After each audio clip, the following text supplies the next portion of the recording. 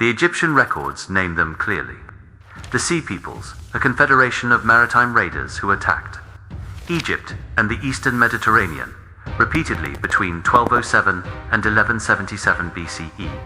Pharaoh Ramesses III carved his victory against them into the walls of his temple at Medinet Habu, and for 3,000 years that image stuck. Dangerous outsiders, savage invaders, the people who burned the Bronze Age world to the ground. In episode 1 of this series, we left one question deliberately unanswered. The ships of the Sea Peoples carried women and children alongside warriors. That is not what an invading army looks like. That is what refugees look like. Now, ancient DNA, extracted from the bones of the people they supposedly conquered, has finally given us an answer to who the Sea Peoples actually were, and it turns the entire story inside out.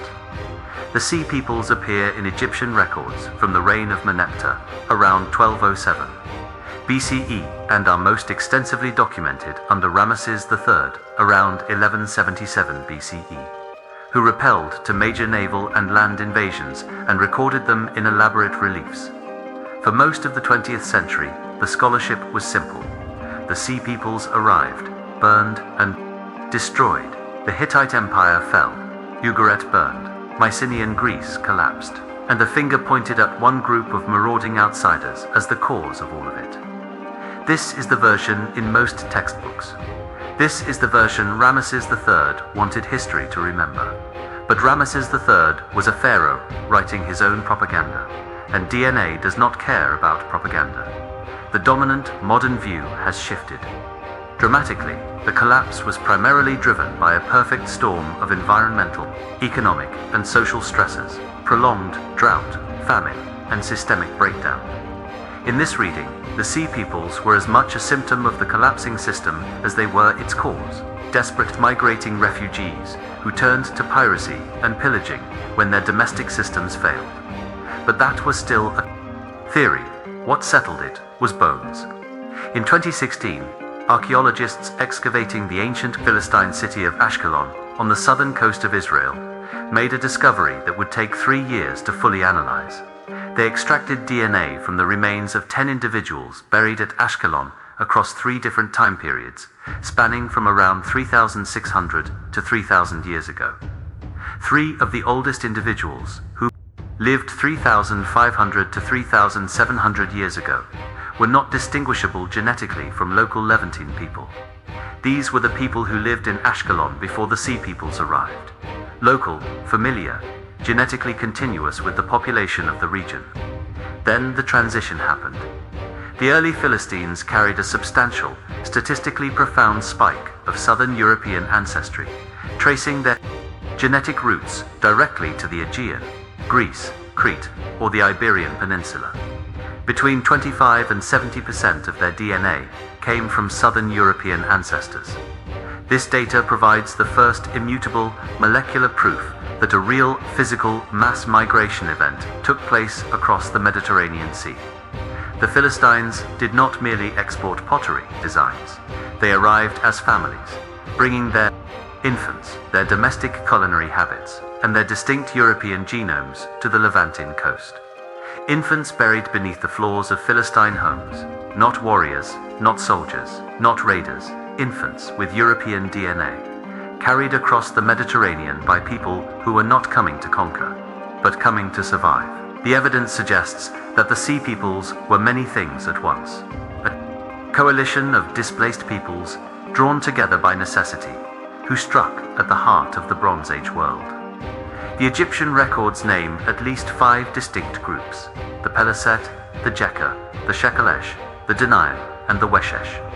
None of these identifications are certain, but proposed links include Peleset as the Philistines who settled in Canaan, Jekka as Teucrians from the Troad near Troy, Danaim as Damians, possibly Mycenaean, Greeks.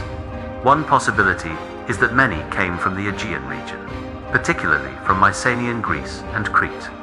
Around 1200 BCE, the Mycenaean palace system collapsed, leaving cities abandoned and trade routes disrupted. Others came from Anatolia, displaced by the fall of the Hittite Empire. Some names, the Shurdan and the Shekelesh, share phonetic Similarities with Sardinia and Sicily, suggesting the Confederation drew from far-flung origins across the central and western Mediterranean.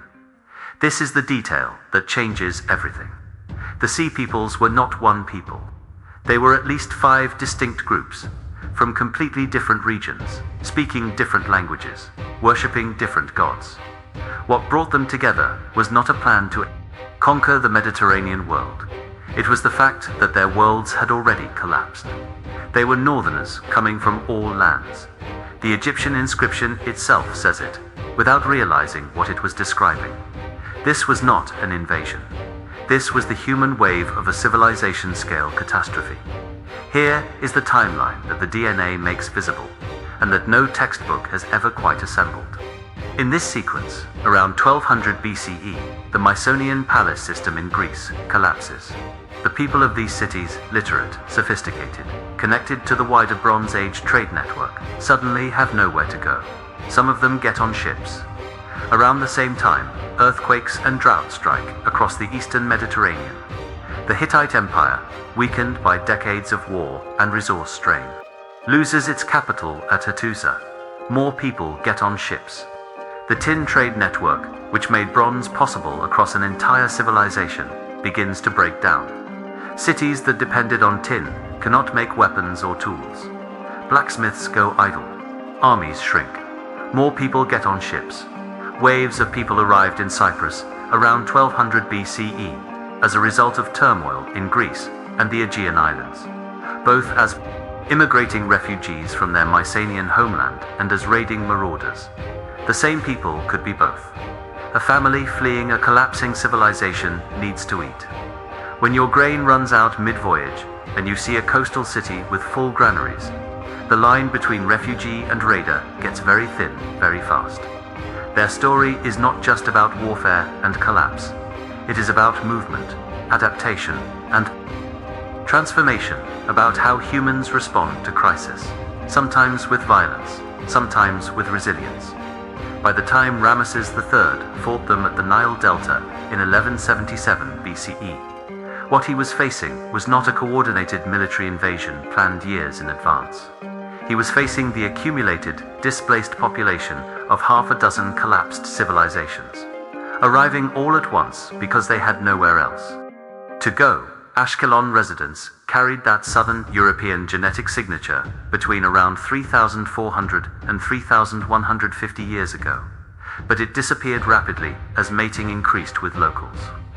Within 2 centuries of arriving, the DNA of the Philistines had been completely absorbed into the local Levantine population. By the 10th and 9th centuries BCE, the people still called Philistines no longer showed significant European ancestry. They had intermarried with the local population. This is not what conquerors do. Conquerors impose their culture and genetics on the people they defeat. What happened at Ashkelon is the opposite. The arrivals integrated so completely that within 2 generations, the genetic signal of their European origin had vanished entirely. They did not replace the local population, they became part of it. Their political structures, unique ceramic styles, and historical memory survived long enough to give their name to the entire geographic region, Palestine, but genetically they disappeared into the people they had supposedly come to destroy. Go back to episode 1.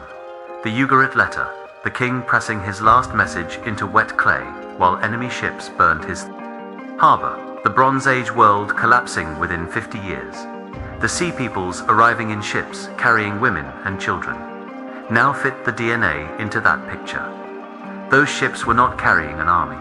They were carrying the survivors of civilizations that had already fallen, Mycenaean Greeks whose cities had gone silent, Anatolians whose empire had dissolved, islanders whose trade routes had snapped. They were not the cause of the Bronze Age collapse. They were its last visible symptom, the human wreckage of a system. Failure so total that it sent the surviving populations of an entire era flooding into the one place that was still standing. Egypt, and Egypt barely held. Not because Ramesses III was a military genius, but because by the time the wave reached Egypt, the energy driving it was almost spent. The people on those ships had already been refugees for years. They were exhausted, desperate, and running out of sea to cross. The late Bronze Age world of the Eastern Mediterranean collapsed famously 3,200 years ago, and has remained one of the mysteries of the ancient world. The DNA from Ashkelon did not solve every mystery. We still do not know the precise homeland of every group. We still cannot read the language of the Philistines. But what the bones proved, beyond any reasonable doubt, is that these were not alien invaders from outside the Bronze Age world. They were children of it. They were the last survivors of the same interconnected, fragile, impossibly sophisticated civilization that had been slowly unraveling for 50 years before they ever set foot on Egyptian soil. The Sea Peoples did not end the Bronze Age.